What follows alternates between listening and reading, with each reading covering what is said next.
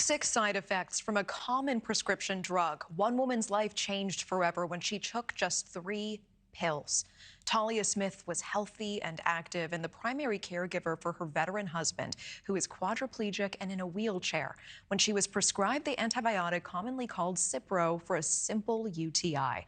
And from there, Talia says she was never the same. Less than a week after taking the meds, she was in the ER, unable to eat or walk.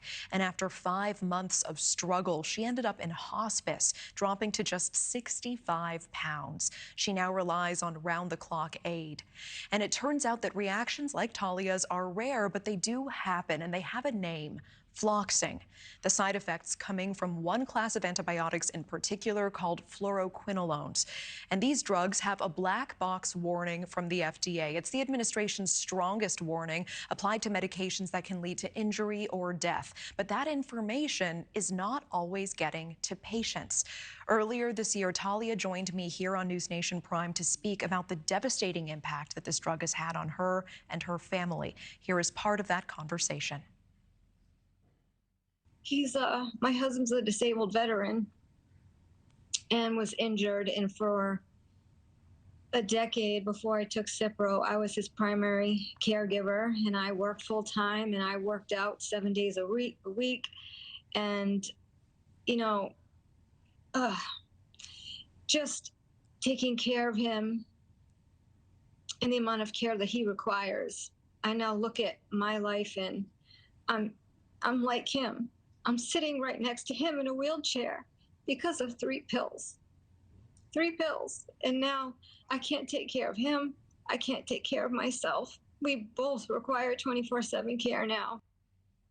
I know this conversation has been on my heart since February, and so many of our viewers have reached out as well. We want to welcome back in now Talia Smith. She has legal representation. She is continuing to fight these side effects. Her attorney, Tom Bosworth, is here as well. Welcome both. Talia, it's so good to see you again. Can I start? How are you doing now? And what prompted you to take this next legal step? Well, can you hear me okay? Yeah, I can hear you. I'm doing okay, pretty much the same. There hasn't been much improvement. But when I was last on the show, you had spoken to me about, representation. And I said, I want to focus on my recovery and my health. And then a couple of days later, you had another piece about what my legal options were. And so I started thinking about it. It was just another stark reminder of my situation, because a lot of times as I'm telling this story, I forget it's actually me. This is actually my life. And, I may be like this forever, permanently disabled. And I feel like this isn't just a story about me anymore. This is about everyone that has been harmed by a fluoroquinolone. And as you saw in the piece that you just showed, I lost everything. I lost my independence. I lost my health. I lost everything. My career that I worked so hard for. And it's just not right. It was because I trusted a doctor who wrote a prescription for me and didn't follow the guidelines, the FDA guidelines. And I am now permanently disabled. And because of that, I thought, I put myself in financial ruin, really, to survive over the last 3 years. And to, for care for me and my husband. And that just made me think, I need to do something about this, especially after, being on your show and you talking about it. And then that's when I reached out to attorney Tom Bosworth. And the great thing is that, he had told me that, my statute of limitation was coming up. I don't even know what that is, but he explained that to me. So I thought, ooh, timing is of essence. Yeah, and not only that, but he agreed to eagerly take my case, but also help other people that have been, harmed by fluoroquinolones. And to me, that is very, very important. Yeah.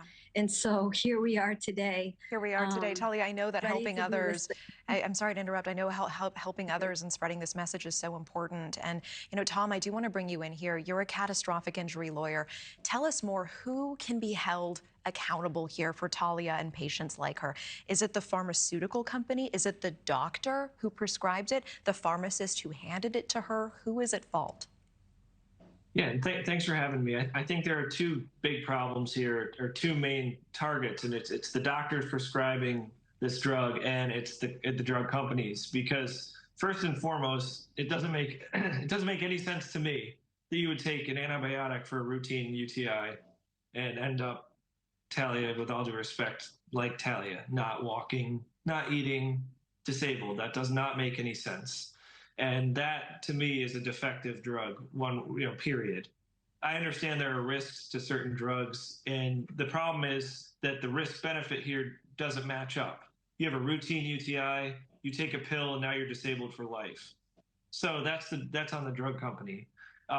Secondly, the doctors, like you said in the beginning of the program, such little information is getting to the patients, yet we have a black box warning that carries the highest risk possible in this country. And the fact that not every single patient is told every single risk and its severity is a huge problem, and that's liability for the physician. So there are kind of two mountains that we have to climb here, but I know we'll get to the top of both of them. I really appreciate that update, and I just really appreciate both of you coming on the show and sharing what this path looks like going forward. I wish we had more time, but Talia, I know that you've seen just these thousands of viewer comments and people just wishing you well, people who had not heard about this before, and there is at least one practice that reached out to us that told us they are no longer prescribing Cipro. They've taken it off of their prescription list as a result of you coming on the show and telling your story. It's incredibly brave. I'm wishing you all the best. Talia Smith, Tom Bosworth, appreciate both of you. Thank you.